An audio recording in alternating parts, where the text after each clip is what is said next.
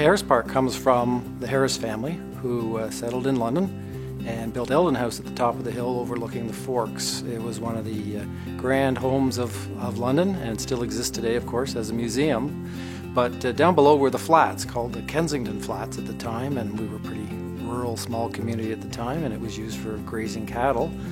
Over the years, that evolved as industry came to town, and the flats were used for the Blackfriars Mill, a fairly large mill, a grist mill, and they cut a mill race from one end of the park to the other. And you can still see bits of that in the park if you look in the woods of the north end.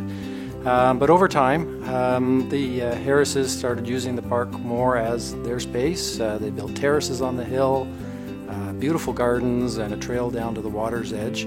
But eventually, they donated Eldon House and the flats to the city, and thus became Harris Park. Harris Park is one of our larger parks along the river, and it's connected along the Thames Valley Parkway, our great pathway system that starts at the Forks and goes for 50 kilometers in every direction. And you can get to it from either end on the pathway system. I suppose if you were in a canoe, you could get out there and stop at the Forks. There was a bit of a boat launch there.